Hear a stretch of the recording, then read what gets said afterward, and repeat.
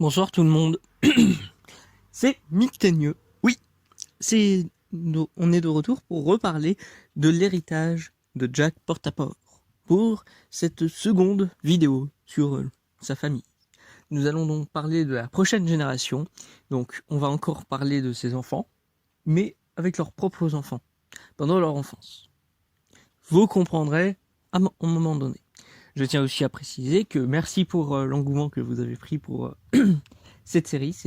Je l'ai mis complètement de manière entre guillemets random, même si encore une fois tout avait un but et tout devait être sur celle-ci, même si elle était facultative.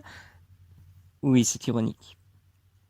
Et je tiens à préciser que tout cela n'est considéré que comme un mythe. Mais je suis teigneux comme d'habitude, vous connaissez mon pseudonyme, parce que selon moi c'est réel. Je tiens à le préciser. Voilà. Maintenant les choses étant dites, c'est parti. Déjà, rappelez-vous si... Ah oui, je suis con. Je suis complètement con, je gâche toute mon ambiance. Bon, déjà que j'ai plus le droit de mettre des musiques, là, je m'en mêle moi-même. Pour ceux qui se sont plaints, j'ai donc maintenant des dates. Là où je veux en venir, c'est que Maria Coffold Blair est née en 1635 et est morte en 1654. Voilà. Comme ça, tout le monde est content. Comme ça, je noterai je donnerai des dates et vous remarquerez des choses déjà bien glauques rien qu'avec ça.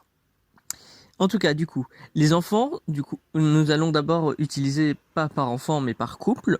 Nous avons d'abord Nathanael Blair, qui est né en 1647 et qui est mort en 1699. Et Andrea Hostings, qui est née en 1667 et morte en 1670. Ouais, vous voyez déjà la couille.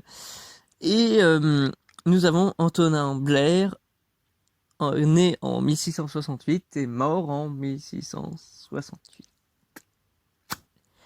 Oui, c'est glauque. Vous l'avez bien vu, Andrea Hastings a mis au monde Antonin à 1 an. Et le bébé est mort dans la foulée. C'est nice, hein? Est-ce que vous êtes prêts à savoir l'histoire? Eh bien, Nathanael Blair, à peine la vingtaine, s'est marié, a eu l'autorisation de le faire avec une enfant qui venait plus ou moins de naître. Il a réussi à se marier. Et donc, officiellement, il avait le droit de pratiquer la pédophilie. Ouais. C'était encore un bébé, hein. Ouais. Parce que là où lui, ses parents étaient plus ou moins normales, c'est juste qu'on imagine que il avait eu une enfance très difficile, donc enfin plus facile pardon que le reste. Du coup, il a préféré récupérer ce beau temps en étant en couple avec un bébé. Personne ne sait vraiment, mais c'est pour ça que c'est devenu un mythe. Mais voilà.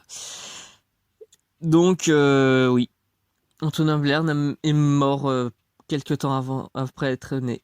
Donc vous attendez pas à ce que je dise malheureusement plus sur lui dans l'avenir. Maintenant, parlons donc du deuxième enfant de Jack Portaport, c'est-à-dire Léo Blair. Celui-ci est né en 1649 et est mort en 1701. Et Sarah Palin est née en 1652 et morte en 1720. Et pour le coup, eux, ils ont pas... Je sais plus comment on dit. Ils ont bien profité avec 3 enfants. Quentin Blair, né en 1670, mort en 1758. Étienne Blair, né en 1672, mort en 1904. Et Lucien Blair, né en 773, mort en 1749. Ouais. Alors, du coup, dans ce que vous voyez, il semble pas avoir de trucs extraordinaires, ce qui est le cas.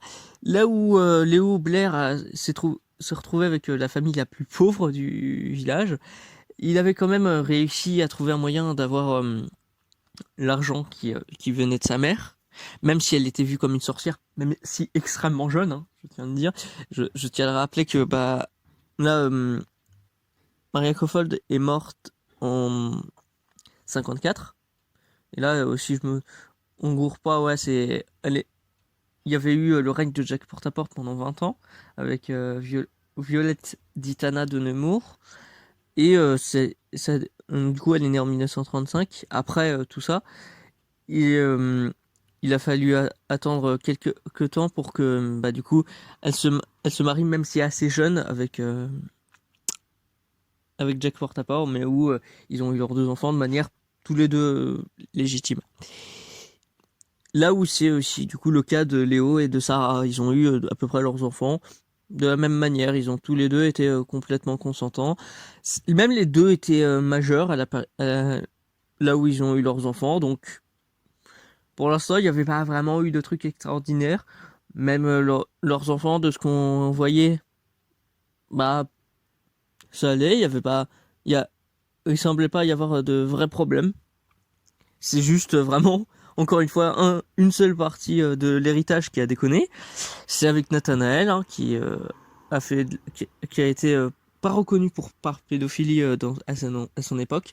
Je sais pas si du coup c'est une dogme de l'époque ou c'est juste parce que bah lui aussi avait réussi à prendre une partie de la richesse de sa mère et donc bah tout le monde s'en foutait. Ah, c'est un riche, on va pouvoir rien dire sinon on va se faire taper sur les doigts. Mais en tout cas oui, sachez que donc que cette génération se termine là. Parce que les enfants maintenant n'ont pas vraiment plus à raconter, que ce soit l'un mort presque à la naissance, et les autres n'ayant pas de choses spécifiques à spécifier.